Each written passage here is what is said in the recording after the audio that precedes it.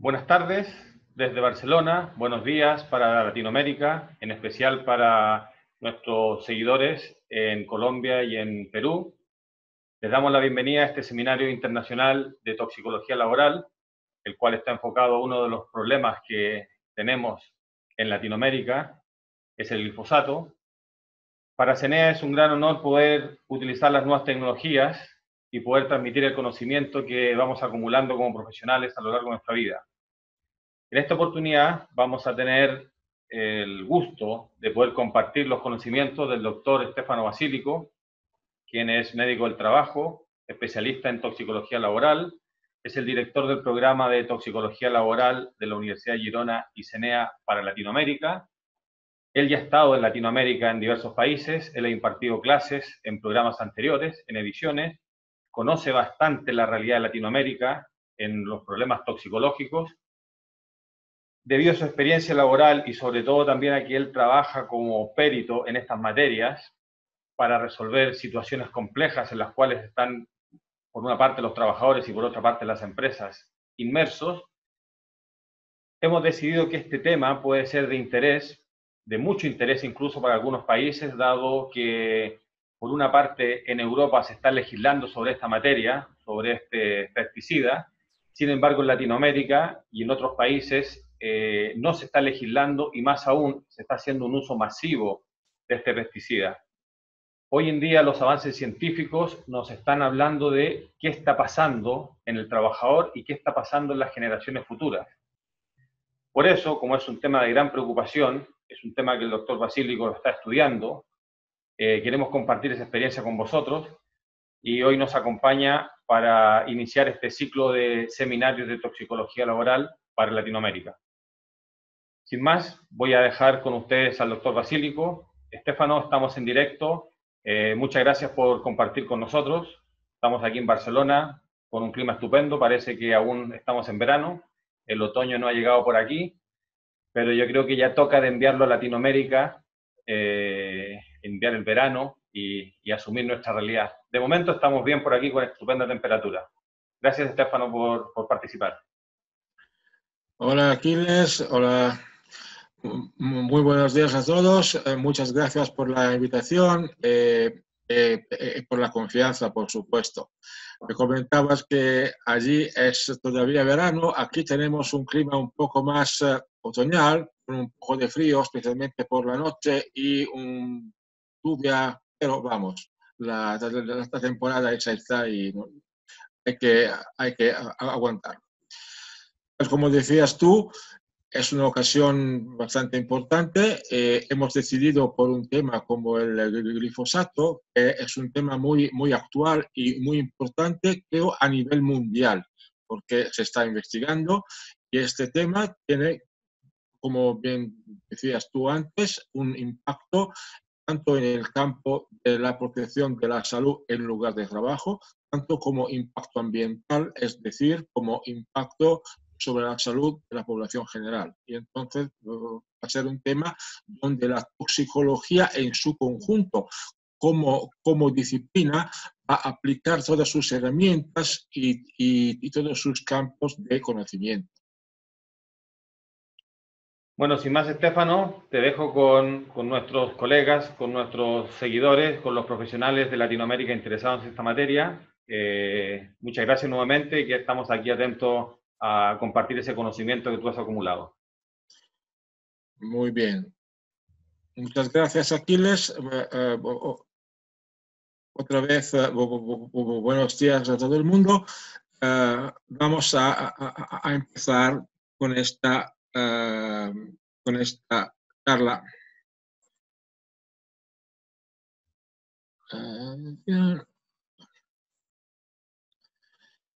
Entonces, empezamos esta videoconferencia que podemos interpretarla tal como un preámbulo, es decir, que vamos a profundizar más este tema y los demás temas de la toxicología en nuestros cursos que van a empezar en el próximo mes de noviembre en Bogotá y en Lima. Tal como hemos comentado antes, hemos decidido hablar del glifosato porque es todo un paradigma. la verdad es un paradigma de cómo la evolución, el desarrollo progresivo del conocimiento científico puede proporcionar herramientas prácticas y eficaces en nuestra actividad diaria a la hora de buscar soluciones, a la hora de plantear problemas, a la hora de dibujar estrategias para la protección de la salud de los trabajadores, de la población en general y en una perspectiva futura y en un momento como este que es muy crítico también en términos de impacto ambiental. Entonces, hemos dicho que el glifosato puede ser un paradigma de nuestra disciplina. Ahora, a ver cómo nos abordamos un tema. Aplicamos el sistema clásico de la disciplina toxicológica y, en un sentido más amplio, el sistema, el método mismo de la medicina del trabajo para individuar un riesgo, medirlo, evaluarlo y luego, una vez que hemos medido la exposición o hemos hecho una evaluación de los posibles efectos dañinos que esperamos debido a esta exposición, en este caso vamos a buscar soluciones, vamos a buscar herramientas para la protección de la salud. El glifosato, este es su DNI, su nombre, su cara, y como todos sabemos, cuando nos enfrentamos con un producto comercial, muchas veces nos hablan no con el nombre químico, en este caso el glifosato, o con un nombre mucho más complicado o con fórmula molecular, sino con el nombre con lo cual está más conocido. En este caso, el Roundup, que es un producto de la empresa Monsanto, ahora Bayer. Entonces, este es el DNI, la cara de nuestra molécula de nuestro interés. Ahora vemos por qué este tema se coloca en el marco más amplio de la toxicología. A lo largo de los años hemos investigado cuáles pueden ser los efectos adversos a distintos niveles en distintos tejidos, órganos y aparatos.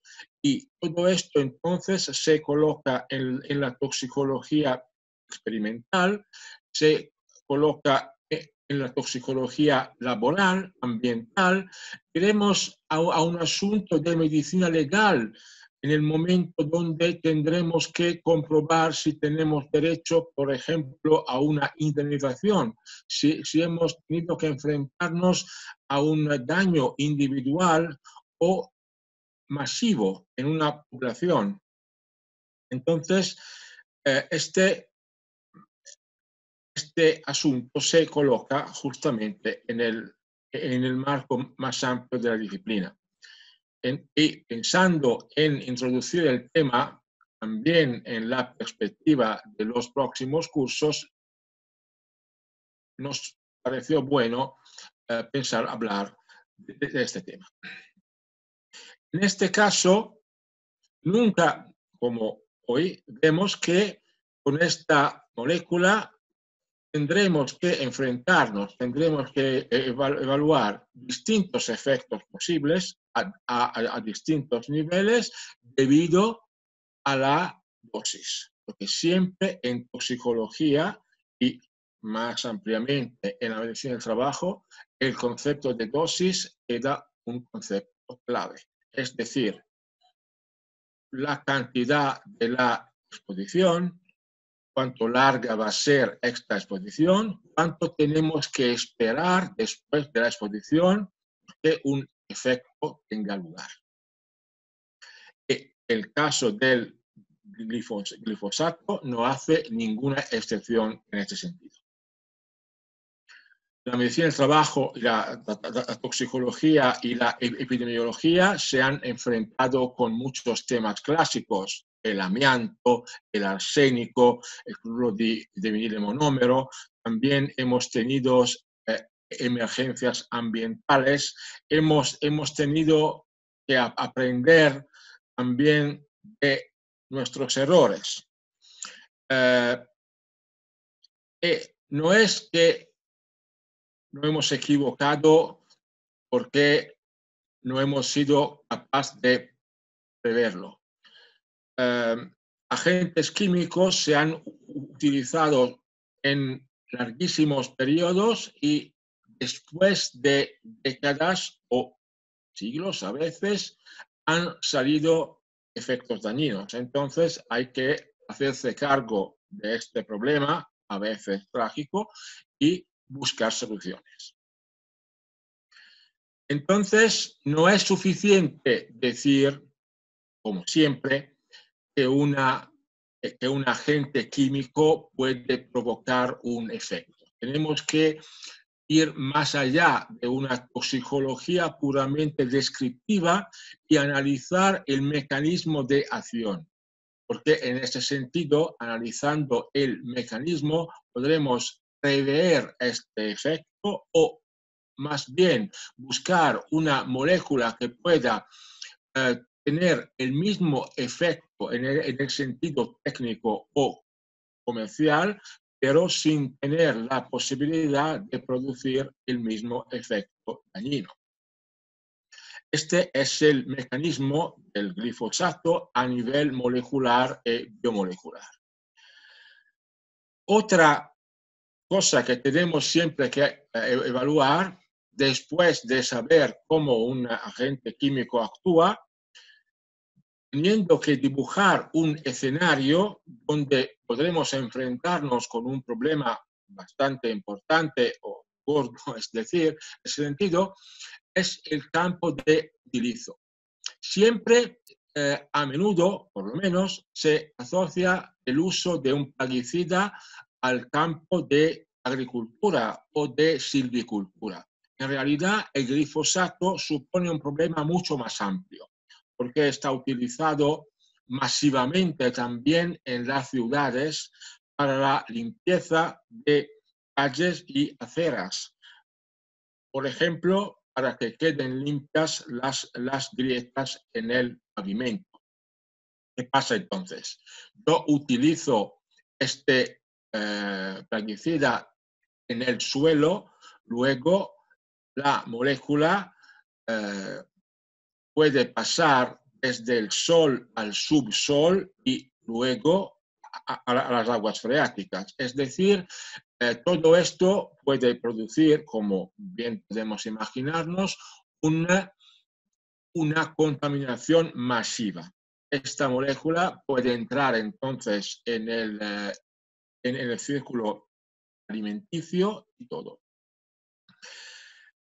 También en el caso de Colombia, hemos tenido a lo largo de los años un utilizo específico en el caso de la erradicación de los cultivos legales.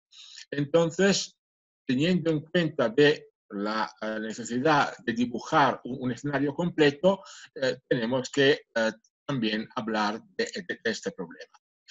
En este caso, veremos que justo este problema nos puede introducir en la aplicación del conocimiento científico a nivel internacional y cuáles pueden ser las consecuencias a nivel de decisiones y de posturas de países, de gobiernos, de presidentes a la hora de tomar decisiones en lo que se refiere a la protección de la salud.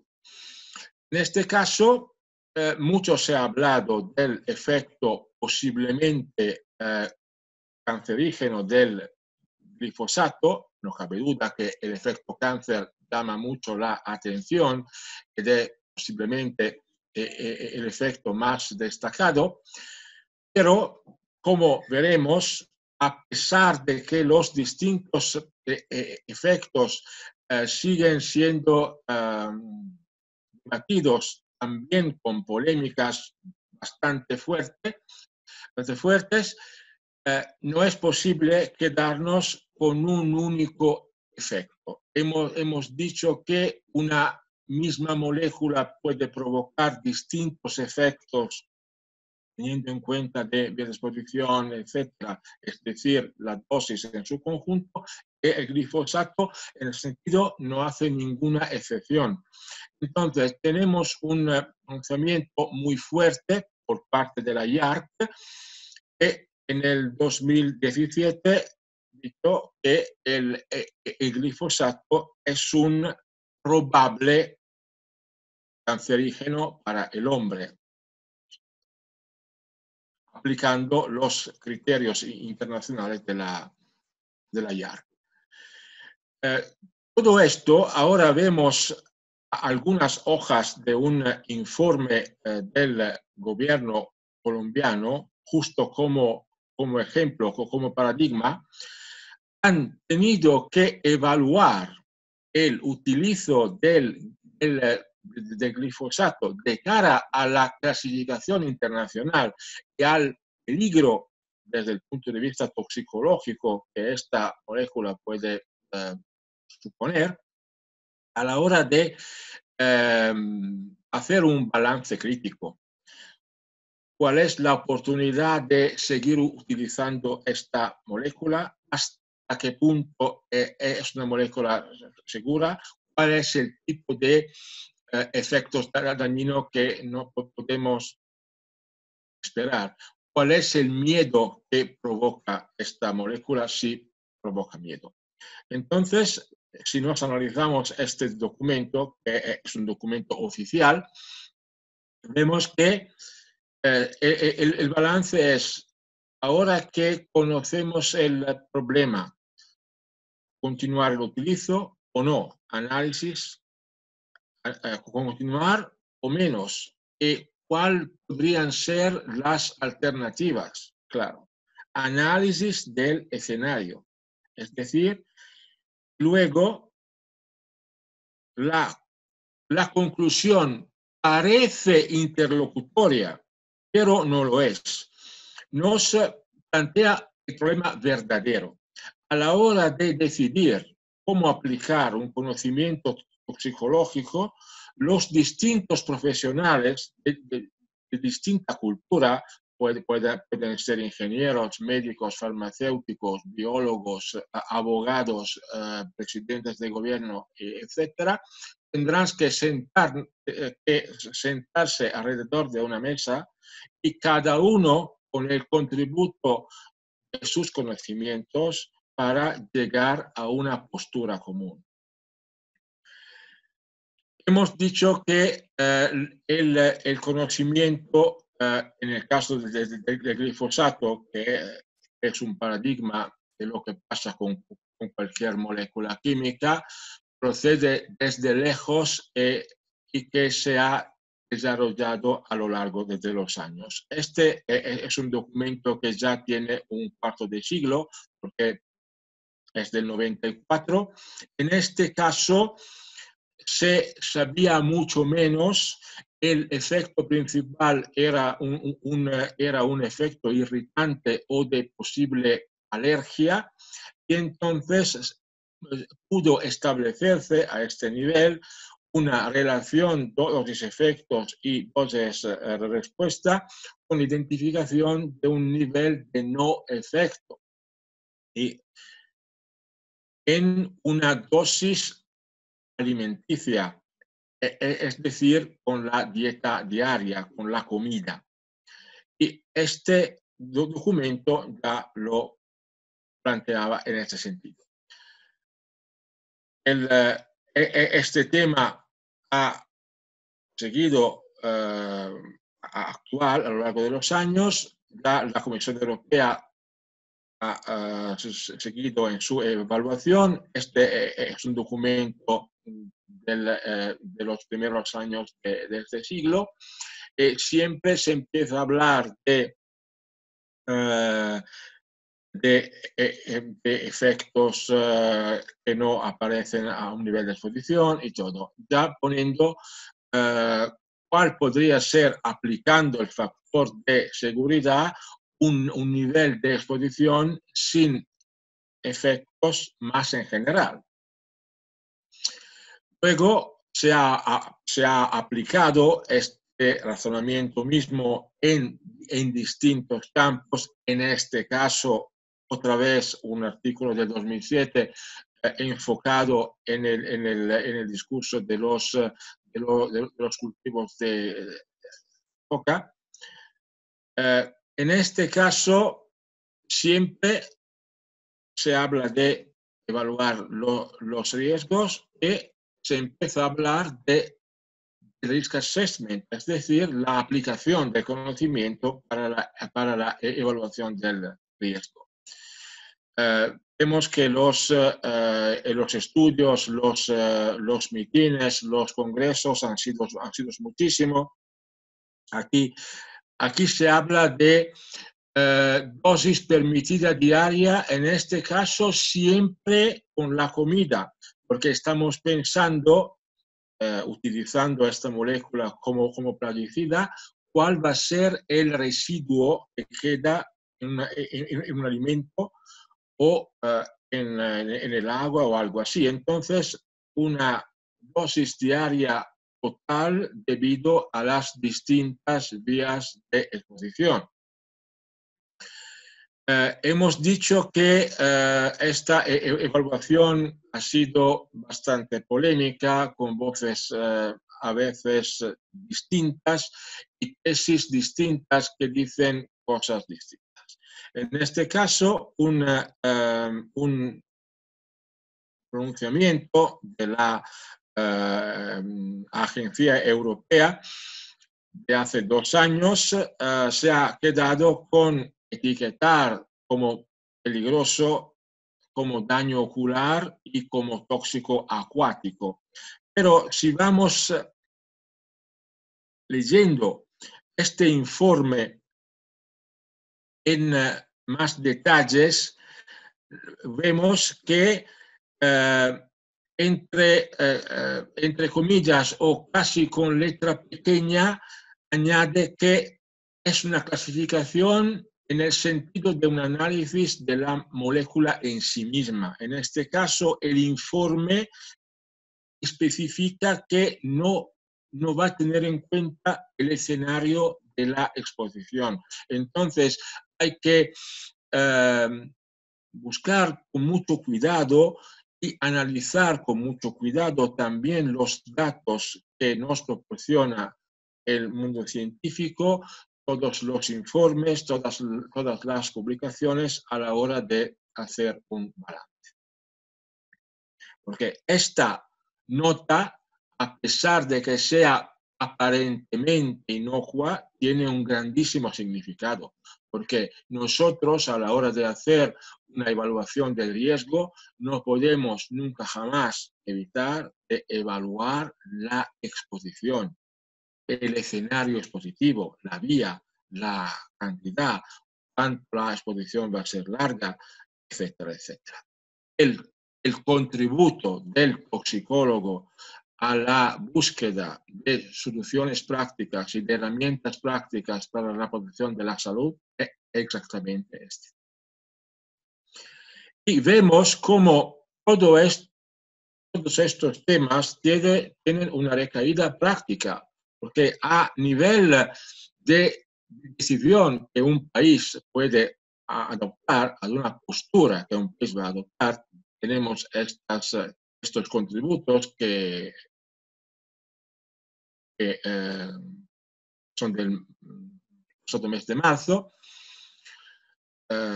cuando han salido estudios muy importantes y para ser un testigo de cómo este problema es un problema que se plantea a nivel mundial, también en el mismo periodo, en el pasado mes de abril, salió también en la prensa italiana, La Repubblica es uno de los los dos más grandes y conocidos y leídos periódicos italianos, salió esta noticia muy importante con la referencia a un estudio que salió justo pocos días antes en Estados Unidos, donde ya se habla de una toxicología muy peligrosa en la perspectiva futura.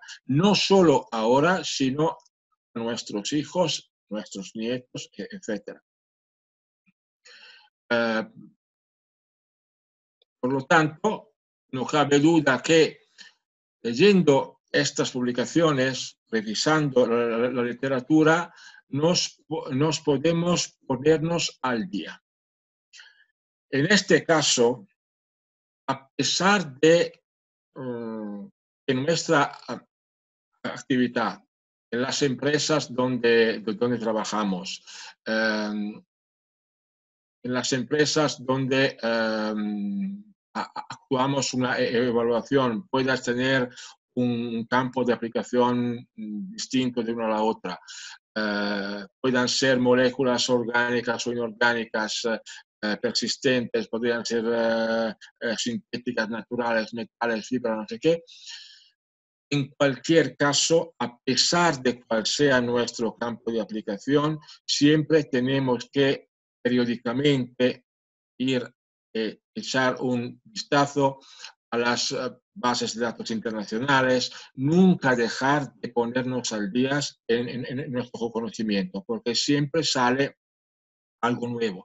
Y este algo nuevo, inevitablemente, tiene una recaída en lo que se refiere a la postura regulatoria. Es decir, cuando la ciencia pone un problema y aclara un problema, luego tendrá que aplicarse una ley, un reglamento que impida efectos peores.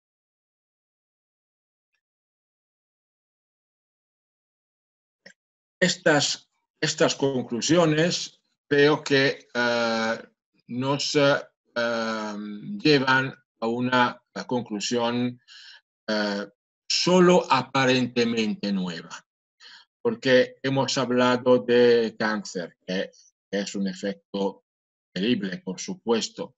Hemos hablado de irritación, hemos hablado de toxicología acuática, hemos hablado de acúmulo de este tóxico en medios ambientales, en nuestros tejidos, en nuestro cuerpo. En este caso, este informe, este artículo, nos lleva a una conclusión más escalofriante, más dramática, que es la perspectiva de dejar una herencia terrible de efectos en nuestros hijos, en nuestros nietos, etc. Pero en este sentido, tendremos que preguntarnos si es una noticia totalmente nueva o si tenemos que mirar atrás y ver si este tipo de conocimiento ya era en nuestras manos y nos hemos olvidado, entre comillas, de que uno de los problemas podría ser este. Y si es así, y efectivamente es así, tendremos que enfocar el tema del glifosato en el sentido de una toxicología hereditaria en un marco más amplio. Es decir, tendremos que enfocar este problema en el marco más amplio de los disruptores endocrinos, que seguramente representan uno de los asuntos pendientes de la disciplina, porque todavía queda a nivel mundial un tema que estamos profundizando mucho, siempre a la búsqueda de dosis seguras, de utilizos sin efectos dañinos, etcétera, etcétera. Ahora, no sé si queremos hacer una pausa en esta exposición, si sale ya alguna pregunta, si estáis pensando en algo y luego reanudamos el tema. Aquiles, ¿qué me dices a este nivel? Dime tú. Bueno, yo creo que sería interesante poder contestar algunas de las preguntas que están llegando a través del chat. Sin embargo, si me permites, yo te estaba escuchando y por deformación profesional estaba haciendo la analogía con ergonomía. En materia de los riesgos a los que están expuestos los trabajadores en el ámbito ergonómico, las consecuencias han sido los trastornos musculoesqueléticos. Hoy en día, los trastornos musculoesqueléticos de origen laboral son la principal causa de enfermedad en todos los países que llevan unas estadísticas serias. Por eso que aquí en Europa, a partir del año 2000, empezamos con una legislación específica en estas materias y, por otro lado, tenemos herramientas metodológicas que tienen validaciones epidemiológicas que nos permiten relacionar niveles de riesgo con daño. Por lo tanto, yo te escuchaba y por hacer la analogía, en materia de ergonomía se han abierto diferentes caminos. Uno, dado los hechos que son los patológicos, las enfermedades declaradas, se han tomado medidas legales, no solamente en Europa, sino que en Latinoamérica. Por otro lado, han habido avances científicos que nos permiten disponer de herramientas para cuantificar los niveles de riesgo. Pero me parece que en toxicología y específicamente en el tema que estás tratando hoy, no se ha podido avanzar en la misma medida. Quizás es porque se está avanzando y no se ha llegado a una legislación concreta a nivel, digamos, global, o porque la evidencia científica aún es cuestionable. ¿Tú crees que vamos por ese camino para que realmente podamos tener una legislación que sea válida en todos los países y que dispongamos de herramientas de evaluación de la exposición de los trabajadores que nos permitan realmente medir ese efecto y estas dos instancias en un corto plazo? Mira, estoy completamente de acuerdo en el sentido de decir que tanto la toxicología cuanto la ergonomía aplican el mismo racional. Es decir, si tenemos algo que es dañino y nada más, tendremos que aplicar un principio de precaución. Una molécula puede ser prohibida a nivel internacional como explotación, como utilizo, como venta. En la misma manera, yo digo que está prohibido levantar una carga de 50 kilos porque es demasiado, porque el cuerpo no aguanta un peso así. A la hora de levantar una carga menor o a la hora de estar expuesto a un agente químico que siempre tendrá una dosis dañina, mi estrategia será quedarnos por debajo de una exposición suficiente a dar una carga corporal dañina. En ese sentido, la toxicogenética nos dice cuál es el tiempo para que un cuerpo elimine una carga. Entonces, tendremos que quedarnos por debajo de un tiempo que pueda dar un acúmulo de la dosis. Cuando en ergonomía, en el caso de los movimientos repetitivos de los artes superiores, nos decimos que el principio de la pausa quita el problema de la sobrecarga, es el mismo concepto. Si una pausa elimina la sobrecarga, una pausa o un tiempo adecuado permite que el cuerpo elimine una sobrecarga de tóxico. Entonces, la evaluación de la exposición en este sentido, el análisis puntual de las tareas de los trabajadores y del ciclo productivo más en general, van van a ser clave en toda la medicina del trabajo, en todos sus campos. Gracias, Stefano. Mientras charlábamos sobre este tema, haciendo la analogía entre lo que pasa en toxicología y en ergonomía, han llegado numerosas consultas. Tú las puedes consultar en el chat. Si quieres, puedes un poco resumir algunas, puntualizar en alguna concreto, o bien incluso alguna dejarla para el final si es lo que tú consideras. Te damos un minuto para que la leas. Sí. Mira, queda claro que muchas preguntas que veo ahora en el chat con un recorrido bastante rápido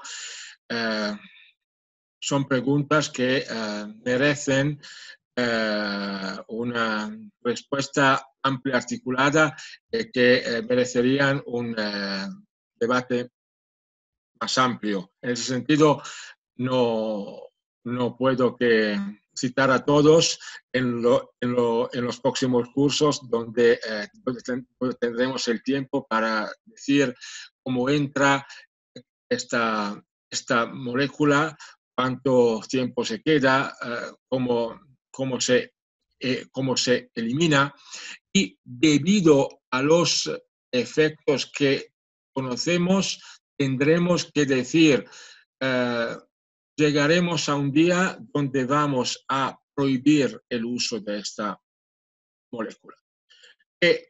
No es algo que nos quite el problema.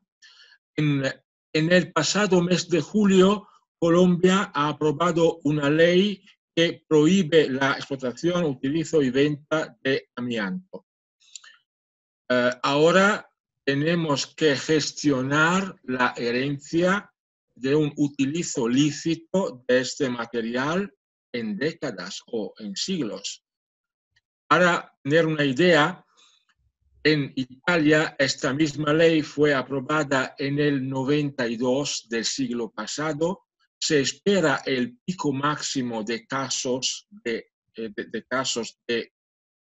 mesotelioma y de cáncer del pulmón en Italia en los próximos 5 años.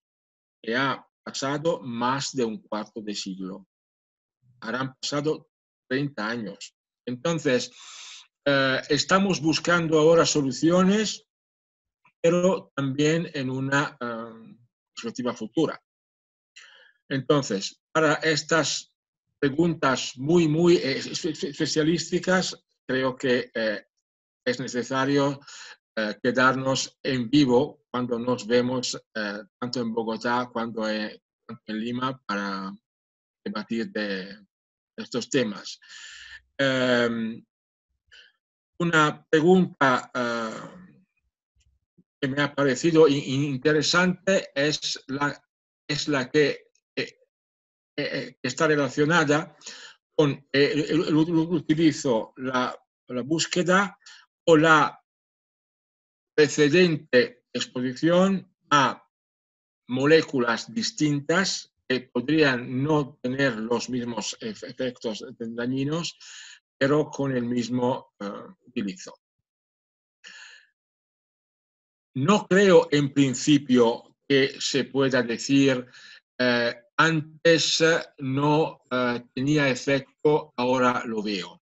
Creo que más probablemente, tal como siempre pasa a este nivel, nosotros podemos medir, evidenciar y estudiar un efecto cuando este mismo efecto aparece. Antes o no era posible medirlo o no lo hemos visto antes porque no tenemos los instrumentos para todo esto. Es decir, no es que antes no estaba, simplemente no estábamos nosotros capaces de evidenciarlo. Todo esto pone otro problema.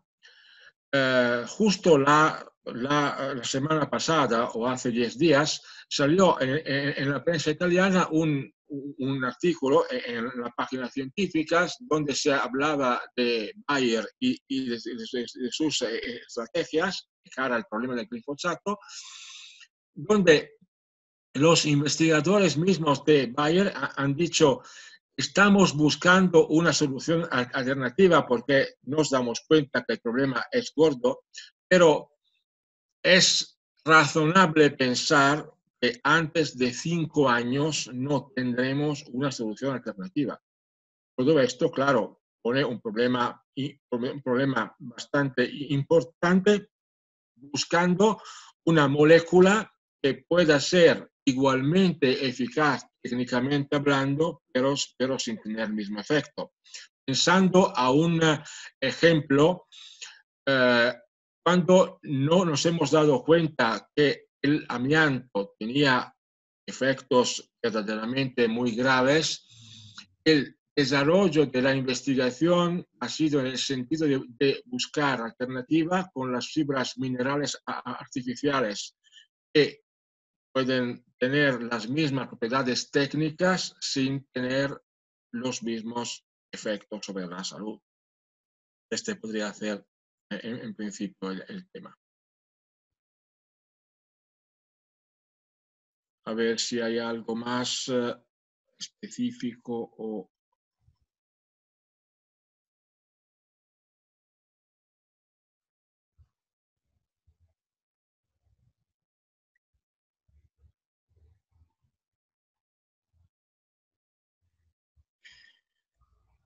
Aquí veo preguntas totalmente lícitas donde se habla de nivel máximo admisible. Ya hemos hablado antes, están en la literatura científica muchas publicaciones donde se habla de este tema, porque ya como hemos dicho antes, el glifosato es un plaguicida. Hemos tenido que medir el problema de los residuos de la molécula en la cadena alimenticia o en el medio ambiente. Entonces, yo creo que datos concretos en ese sentido pueden localizarse bien en la literatura científica. Lo que puedo recomendar, y es algo que debatimos en los cursos bastante a menudo, en el momento donde vamos en búsqueda en las bases de datos, como ahora tenemos una enorme plétora de datos, tenemos que aprender bien a distinguir una información fiable y que nos sirve posiblemente en un mare magnum de información que pueda no ser útil. Y puede ser verdadero, pero tal como en el ejemplo de antes. Este informe era muy detallado, pero tenía esta nota pequeña, posiblemente casi escrita con la letra pequeña de un contrato. Mucho cuidado porque en este caso no estaba considerada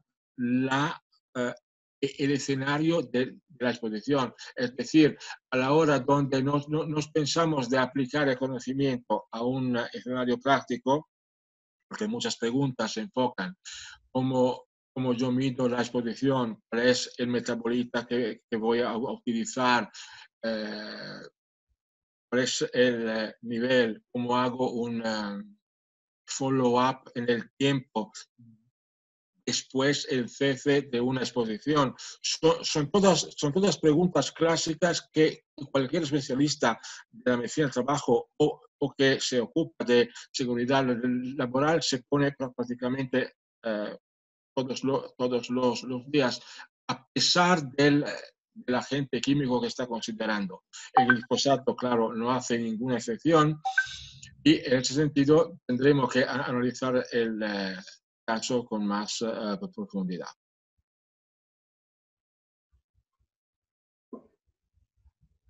A ver si sale algo más relacionado con la posición relacionada. Mira, veo muchas preguntas específicas, la latencia y todo. Tengo que citar a todos para un debate más amplio. Espero que este no suene a... sí, es una lástima, pero es un tema que puede requerir jornadas enteras de debate o discusión alrededor de una mesa. Yo creo, Estefano, que las preguntas que están llegando evidencian que tú tenías razón, porque eres tú el que propuso este tema. Existe un gran interés en los profesionales de Latinoamérica con este agente químico, y con lo cual yo creo que va a dar pie quizás para un segundo debate en función de las preguntas que lleguen. Yo te invito a que continuemos con la conferencia que tienes preparada. Al finalizar, hagamos un resumen, intentando también abordar algunas de las cuestiones que preocupan a nuestros colegas en Latinoamérica. Vale, entonces vamos a seguir con nuestra charla. Estamos definitivo.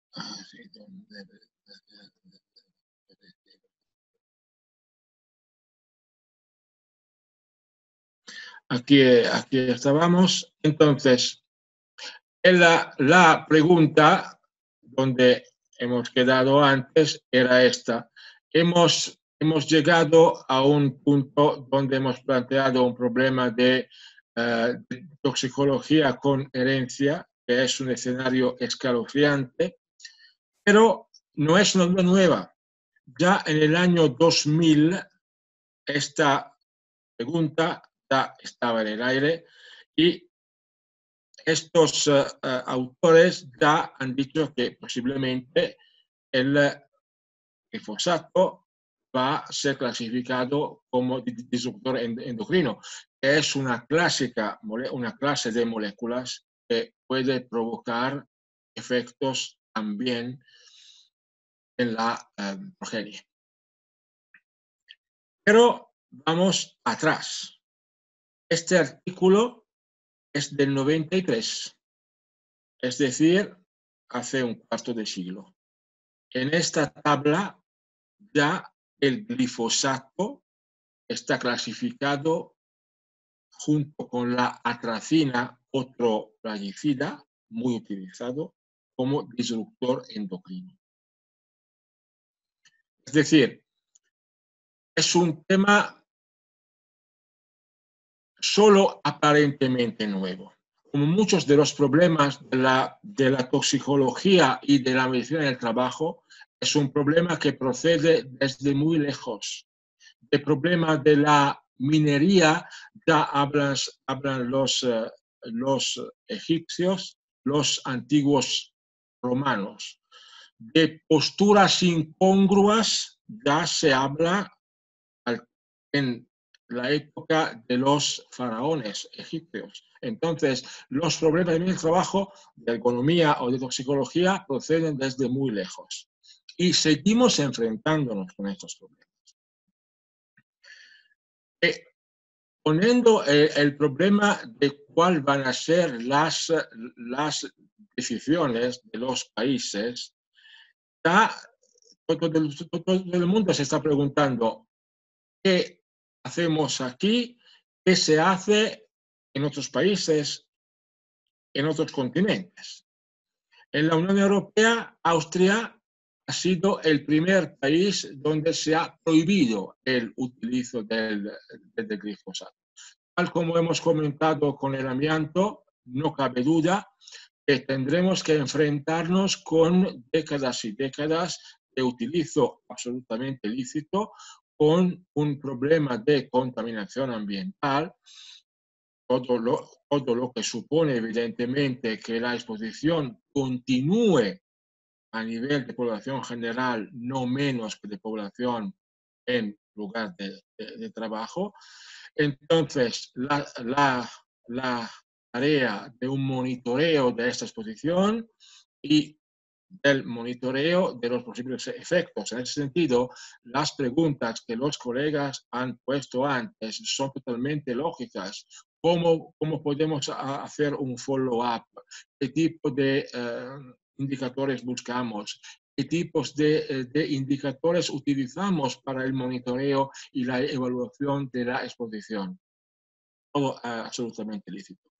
Alemania está planeando prohibirlo en 5 años, con que Bayer nos dice, cuidado, porque de momento no tenemos una molécula alternativa. Es decir, el mundo de la investigación sigue su tarea en paralelo con la tarea de los países de las decisiones gubernamentales y solo gubernamentales, que es la de la protección de la salud. Hemos hablado de disruptores endocrinos en su conjunto, teniendo en cuenta que el glifosato ya desde más de un cuarto de siglo ha sido clasificado como tal. Si pensamos en estas transparencias, enfocándonos en esta transparencia, nos vemos como el tema de los disruptores endocrinos no solo es un contaminante ubicuo desde el punto de vista de la toxicología ambiental. Si miramos el abanico enorme de campos productivos, de campos industriales donde estos agentes son utilizados, esto nos da la idea concreta de que cualquier profesional involucrado en tareas de medicina del trabajo se enfrentará muy a menudo con ese tipo de problema. Colchonero, carpintero, modelista, lacador, zapatero, soldador, mecánico, son tareas laborales lo más distintas posible, pero tienen el problema común que podemos enfrentarnos con el problema de la exposición a estos tipos de moléculas. En este caso también tendremos que enfrentarnos, y ahora ya estamos en la recta final de nuestra charla, siempre, ya como hemos dicho antes, ¿cuál es el DNI de un disruptor endocrino? ¿Qué cara tiene? ¿Cuáles son sus características? Las definiciones más destacadas, las referencias, claro, son de las entidades supranacionales. En este caso tenemos la más destacada, la de la OMS, por supuesto. ¿Cómo puede actuar a distintos niveles? Y en este caso, claro, tendremos que pensar, y es intuitivo, cómo puede ser distinto el alcance a una persona adulta o a un niño o a una persona con el físico en fase de desarrollo, pensando a una interferencia hormonal. Esto es intuitivo. También hemos dicho que cada problema es hijo de su tiempo y nos vamos enfrentándonos con un problema ahora. No porque antes el problema no existía, porque posiblemente se ha acumulado, se ha presentado, porque hay una latencia en la explicación de un efecto.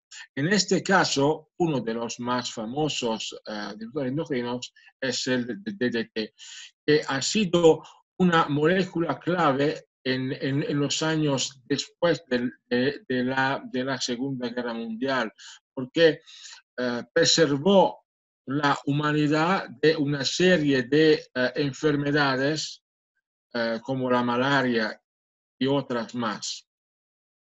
Y parecía que era algo milagroso. Este era un anuncio. La ama de casa, el perro, la vaca, el gallo, todos muy contentos porque esta molécula efectivamente estaba erradicando enfermedades y patologías muy peligrosas. Claro, si uno hace un rapidísimo recorrido en la historia del DDT, se da cuenta que ha sido sintetizado en los años 40, pero ya en los años 70 del pasado siglo se prohibió el uso doméstico, porque ya salían reportajes con efectos dañinos. Y no es que en el 40 o en el 50 la gente era tonta o no se daba cuenta de nada. Es que simplemente no era conocido, no se sabía. Una imagen hace mucho más que 1000 palabras. Esta es una imagen oficial de una fuente no norteamericana. Nadie hoy en día utilizaría un compuesto químico tal como el DDT en este modo. Aquí estaba fumigando un río sin gafas, sin nada, al aire libre. Era algo totalmente normal. Nadie se negaba a hacer este trabajo de esta manera y no parecía un escándalo. Ahora parece escándalo, pero es decir, esta imagen, que es muy fuerte, creo, nos da la idea de que tenemos que contextualizar el desarrollo de nuestro conocimiento y ser bastante humildes para seguir en este campo, siempre teniendo en cuenta también de nuestros errores. En ese sentido, también decimos, en este caso puede no ser la molécula parental la responsable de un efecto dañino, sino sus metabolitos. Entonces, también en este caso, pensando en un caso distinto, si nosotros utilizamos el normalhexano como disolvente orgánico, sabemos que el responsable de la neuropatía periférica no es el hexano en sí mismo, sino su metabolito específico. Claro, utilizaremos un disolvente muy parecido a él, pero sin la posibilidad de formar este metabolito, y en este caso podemos prevenir completamente que se desarrolle esta neuropatía periférica. Los avances en este caso son continuos, también por parte de la OMS sigue siendo muy debatido el tema, y como hemos dicho, son todos temas muy grandes. Podremos seguir profundizando todos esos temas y todos los demás disciplinas ya desde el próximo mes de noviembre, tanto en Bogotá cuanto en Lima. Os cito espero veros muchos, así podemos conocernos en vivo, en ese sentido. Y como decía Aquiles antes, se podría también pensar en hacer una segunda fecha, una segunda fase de este debate de hoy, pensando a las muchas preguntas que llegaron, que seguramente merecen una respuesta más larga y profunda. Muchas gracias de momento. Aquí es todo. Aquiles, dime tú. Gracias, Estefano. Tenemos algunos minutos. No sé si podrías repasar un poco las últimas preguntas que han llegado para intentar dar respuesta a algunos de nuestros asistentes que han participado. La verdad que, no siendo mi área de conocimiento, el tema de la toxicología, en especial el glifosato y los efectos que puede tener para las próximas generaciones, es un tema que es apasionante y a todos los que estamos involucrados en salud ocupacional yo creo que nos interesa. Claro. Con suerte, los problemas en ergonomía de momento no han llegado a las generaciones, no heredamos esos problemas que tenemos nosotros hoy a las futuras generaciones, con lo cual el desafío es más grande aún. Yo no sé si esta materia que estamos tratando hoy está dentro del marco de esos contaminantes que aún nos generan desafíos. Uno de los grandes temas que hablamos aquí en Europa son las nanopartículas. claro. Y el conocimiento que tenemos en esa materia, si bien es cierto, se ha avanzado, no se ha avanzado lo suficiente como para hablar de ciertos valores con la tranquilidad de que lo hacemos en otro tipo de agentes químicos. Me parece que en el glifosato el tema está en ese marco de complejidad, pero se ha avanzado un poco más. Sí, creo que algunas de las preguntas que llegaron, que son muy interesantes, ponen un problema relacionado con lo que decías antes tú ahora mismo. Uno de los problemas era que ha sido planteado por uno de los colegas es este. ¿Cuánto es el tiempo que nos tenemos que esperar para que pueda ser visible un efecto?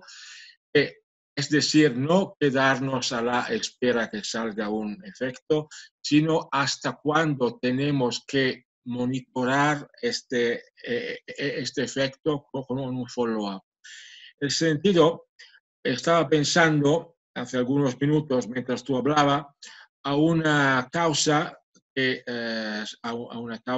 judicial, a un procedimiento judicial, perdona el utilizo de la palabra italiana que es causa judicial, procedimiento judicial, que salió en la prensa internacional.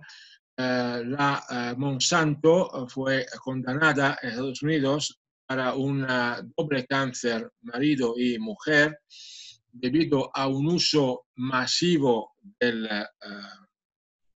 glifosato en la agricultura, en el campo en este caso, un utilizo en décadas y como siempre el efecto cancerígeno tiene una latencia larga, mínimo una década o más. Entonces, esto, claro, supone una medical surveillance, una vigilancia médica larga, también después de que el individuo había dejado este trabajo también. Otra cosa, no solamente efecto cancerígeno, pero cuál tipo de cáncer. Podemos pensar como ejemplo igualmente indicativo lo del amianto. El amianto puede provocar un cáncer del pulmón en sí mismo o un mesotelioma pleural. El cáncer del pulmón es dosis dependiente. El cáncer de la pleura no es dosis dependiente. Entonces, tendremos que pensar o con una revisión de la literatura o pensando a casos ya preexistentes en la empresa donde estamos trabajando o casos que puedan sembrar parecidos en la misma región, en el mismo tejido industrial del país donde estamos trabajando, para ver si tenemos una casística que nos guíe en ese sentido. Gracias, Estefano, por esta última puntualización, lo que sigue abriendo nuevas puertas al debate, evidentemente. Yo creo que, como tú bien decías, esta es una oportunidad para abrir una puerta a un gran problema y seguramente será de amplia discusión. Si me permites, me gustaría conectar en directo ahora con algunos de los participantes. En especial tenemos a la doctora Marlene Cancino de Colombia, quien es la coordinadora de los programas académicos de CENEA en Colombia, y es quien también ha detectado un poco esta necesidad de enfrentar los problemas toxicológicos como se están haciendo hoy en día aquí en Europa, en su país. Entonces, voy a dejar con vosotros a la doctora Marlene Cancino para que se dirija a ustedes y os comente un poco su visión con respecto a esta problemática musculoesquelética y por qué ella decide llevar este programa de toxicología para compartir con sus colegas en Colombia. Marlene, muchas gracias por estar aquí esta tarde en Barcelona, mañana en Bogotá. Gracias, Aquiles, muy amable. Ante todo, un cordial saludo para todos desde CENEA Colombia. Les reitero, yo soy Marlene Cancino, la coordinadora académica en Colombia. Soy la persona que habla con ustedes cuando preguntan por los cursos, soy la persona que está encargada de darles la información. Agradezco profundamente a Estefano, sabemos que pues, es un esfuerzo adicional el que haya compartido con nosotros todo este conocimiento y experiencia, y obviamente a CENEA, a ti, Aquiles, por habernos colaborado para que podamos llegar a las personas interesadas en el tema. Evidentemente, nosotros estamos atravesando en el país por una situación crítica desde el punto de vista económico y político, en el cual entra a involucrarse el uso del glifosato. Pero no es únicamente el glifosato lo único que nosotros tenemos en vista en este país. Tenemos el problema del mercurio por la extracción ilegal del oro en los ríos, con ríos contaminados, con las fuentes de comida contaminada, especialmente en las zonas alejadas, que afectan especialmente a poblaciones que son muy vulnerables. Me gustaría poder entender y ver, una vez que podamos calificarnos, el poder saber cómo involucrar a las empresas, no solamente al gobierno, sino a las empresas y a los empresarios, en la sensibilización de los efectos a largo plazo que no necesariamente tengan que ver con la coacción legal. Porque si nosotros esperamos a que legalmente aparezcan estas leyes aquí en el país, pues vamos a todavía a intoxicar a mucha gente antes de que el efecto legal se haga evidente. O sea, que la prohibición obligue a las empresas, a los empresarios, a los médicos laborales, a los médicos que no necesariamente son laborales, pero que son los que en primera instancia diagnostican, los neurólogos, los endocrinólogos, los neumólogos, a sensibilizarse a este tipo de temas y empezar a pensar en la probabilidad de que las personas estén intoxicadas precisamente por un efecto laboral. Los invito, por lo tanto, cordialmente a que se unan a nosotros en este curso, en el primer módulo de Fundamentos de Toxicología, en donde vamos a ver la evaluación, la identificación y la forma primaria de tratamiento de los efectos toxicológicos de todas estas sustancias con las cuales tenemos contacto. Estaremos abriendo el curso para las clases presenciales del día 1, 2 y 3. Los invito a que nos contacten a través de CENEA, de la misma página de CENEA, y además de eso, de la página propia de CENEA Colombia, convenio ceneacolombia@gmail.com. De manera que estaremos evaluando allí los contenidos y tendremos la fortuna de tener al doctor Estefano aquí, en donde podamos debatir todas estas preguntas y todas estas inquietudes directamente. Muchas gracias, Estefano, muy amable, Aquiles. Gracias, Marlene, por tus palabras. Nos vemos pronto, entonces un abrazo muy fuerte desde Milán.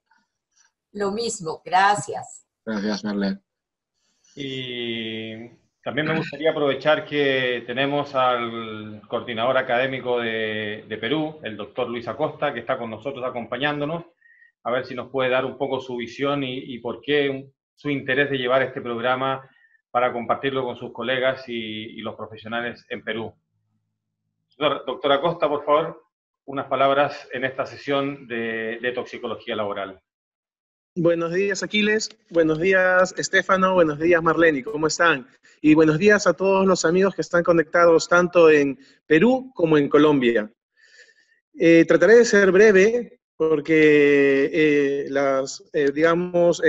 programa debería acabar hace unos minutos y trataré de no robarles más tiempo. Básicamente comentarles de que los problemas que citó Marlene creo que son los mismos que tenemos en nuestra realidad nacional, aquí en Perú. tenemos una gran demanda de conocimientos, una gran demanda de formación a todos los niveles de los médicos y personal de salud en el tema laboral, y por lo mismo, Perú es un país minero, tenemos muchos problemas también en minería, y el segundo, digamos, pilar de la economía, creo yo, en el Perú, es la agricultura, ambos llenos de estos problemas toxicológicos. Por lo tanto, creo yo que este esfuerzo que estamos haciendo está enfocado a tratar de dar una especie de soporte en cuanto a los conocimientos a todos los profesionales. Así que aprovecho para invitarlos a este programa aquí en Lima. Estaremos comenzando el 23 y 24 de noviembre el Diplomado de Toxicología Laboral. Este diplomado consta de 4 módulos, 2 de ellos estarán siendo impartidos por el doctor Stefano Basílico, así que podremos seguir disfrutando, compartiendo experiencias, ahora sí de manera presencial porque lo tendremos acá en Lima, y seguir aprendiendo de los conocimientos que él tiene. Tiene una amplia experiencia, yo creo que es uno de los mejores especialistas en la actualidad en la materia, y hemos hecho un gran esfuerzo para poder traerlo. Por lo tanto, nuevamente les reitero esta invitación. No solamente estará él, sino que este programa estará enriquecido también con profesionales especialistas en la materia locales. Por lo tanto, tendremos también gente que conoce muy de cerca digamos, la realidad peruana. Así que no tienen por qué no venir. Los invito a todos. Con respecto a los contactos, estarán siendo publicados en las redes sociales de CENEA, y a todos los inscritos desde ya les haremos llegar la invitación a través de su correo. Bien, no le quiero quitar más momento a este seminario, y desde aquí me despido con un fuerte abrazo para todos. Muchas gracias, Luis, por puntualizar un poco el programa académico. Yo quisiera sí comentar un tema vinculado al programa académico que es importante. En el último módulo que imparte el doctor Basílico, hacemos una sesión práctica en empresas. Y esto creo que es fundamental porque muchas veces en el ámbito de la ergonomía nos preguntan por laboratorio. Para nosotros el mejor laboratorio es la empresa. Vamos a la empresa, enfrentémonos a los problemas que nos vamos a enfrentar en la empresa, vivamos un poco ese momento. Y para nosotros ir de la mano con un profesional que tiene amplia experiencia visitando empresas es fundamental en este periodo de aprendizaje. Con lo cual, yo valoro mucho el esfuerzo que se hace tanto en Perú como en Colombia de facilitar el acceso a una empresa y que Stefano pueda ir con los participantes a trabajar de forma práctica todo aquello que se ha visto en los módulos anteriores. Por lo tanto, es un tema no menor y que trae también como consecuencia que después de esa visita a empresa hay que hacer un informe que será evaluado por el doctor Basílico, para que finalizando el programa tú puedas ser una persona que asesora a empresas en materia de toxicología, elaborando informes técnicos de alta calidad. Con lo cual también quiero decir que es un programa que hay que estudiar, que hay que destinarle unas horas, y a todos los interesados quizás animarlos a que no solo evalúen la dedicación o el esfuerzo económico, sino que evalúen el esfuerzo personal que van a tener que hacer para dedicarle a estudiar este tema durante los módulos. En ese sentido, hay una dedicación que más o menos la tenemos bastante estudiada, de horas de dedicación, y si estáis interesados, pues tener en cuenta que tenéis que disponer de este tiempo para estudiar, que es fundamental. Entonces, no quiero quitar el ánimo que muchos tenéis, sino que quiero poner las cartas sobre la mesa para que evaluéis también vuestra disposición de tiempo, porque creo que le vais a tener que destinar tiempo al estudio durante este periodo. Por último, para terminar, tengo aquí una pregunta que viene de Costa Rica, y dado que estamos hablando de Sudamérica y los problemas de Colombia y Perú en materia de un contaminante específico, de un plaguicida, tengo aquí al doctor Bernal García, que está conectado desde San José, Costa Rica, que le vamos a dar la palabra que nos comente un poco, que este problema al parecer también lo tienen por allá. Doctor, bueno, buenos días. Gracias, Aquiles. Buenos días. Chao, Stefano. Chao. Salud y a Costa Rica. Gracias. Hola Luis, ¿qué tal? ¿Cómo estás? Tanto tiempo sin verte, Luis. Un placer tener esta oportunidad latinoamericana y ahora Colombia también. Muy interesante la disertación de Estefan, un poquito difónico por la gripa.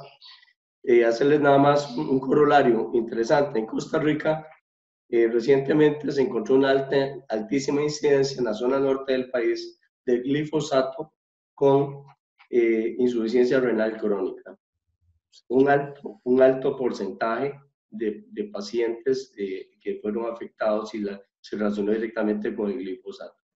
De hecho, esto ha producido que haya una actuación incluso de la Defensoría de los Habitantes solicitando hacer un decreto y un reglamento del manejo del glifosato. En este momento, el Colegio de Médicos, el Ministerio de Salud, ya están trabajando desde el año 2017 en este reglamento para tratar de paliar este grave problema que sufren nuestros trabajadores del campo principalmente. Pero no solamente el trabajo del campo, aquí tenemos una cultura costarricense nosotros llamamos de pulpería, que es que se compra en cualquier sitio, usted compra los plaguicidas, los compra sin ninguna restricción. Entonces, el reglamento va abocado a ello, ¿verdad? Para que se haya un reglamento, para que la gente sepa cuáles son los problemas acaecidos con el glifosato.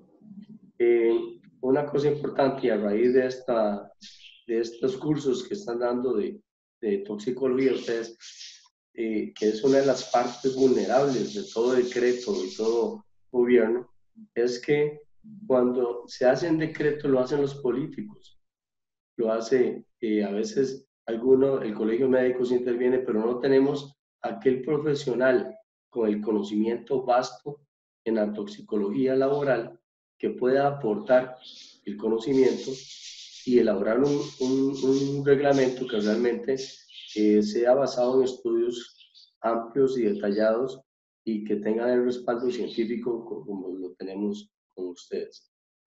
Solamente eso es mi acotación. Quería decirles que se está avanzando en Costa Rica.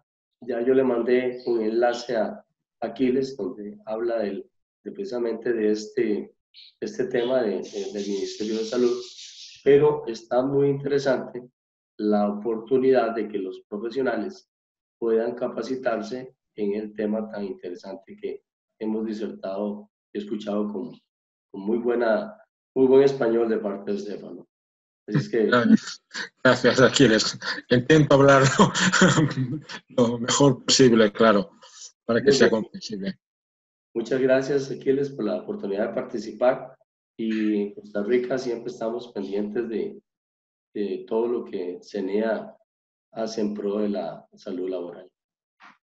Gracias. Muchas gracias, Bernal, por animarte a compartir un poco lo que está sucediendo en Costa Rica. Seguramente en Centroamérica el fenómeno va a cobrar fuerza porque vosotros sois un referente en toda Centroamérica, con lo cual yo creo que vamos por buen camino. Yo creo, como se ha planteado en esta sesión, es un gran tema de discusión, de debate. Muchos de vosotros lo podréis continuar en presencia cuando el doctor Basílico esté tanto en Bogotá como en Lima. En el futuro, Bernal, quizás podamos también contar con él en Costa Rica. Invitarlos a próximas sesiones. Vamos a estar realizando constantemente esas actividades de divulgación del conocimiento, invitando a expertos. Si tenéis algún tema en concreto que os interese que tratemos, bienvenido, buscaremos a la persona que nos pueda apoyar. En ese sentido, dada la experiencia que tenemos en Europa, producto de una legislación de hace más de 20 años, creo que es muy difícil no encontrar un experto en un área concreta. Así que hacernos llegar vuestras inquietudes, y en la medida que podamos, vamos a abordar esas problemáticas. Muchas gracias, Estefano, por el esfuerzo de estar este sábado compartiendo con todos los colegas de Latinoamérica. Gracias, Marlene y Luis, por haber participado. Gracias nuevamente, Bernal, por tus comentarios. Y desde CENEA, un fuerte abrazo para todos. Muchas gracias por esta participación. Nos vemos en los seminarios. Gracias, un saludo. Gracias, ci vediamo. Gracias. Un cordial saludo a todos. Gracias. A la próxima. Luego.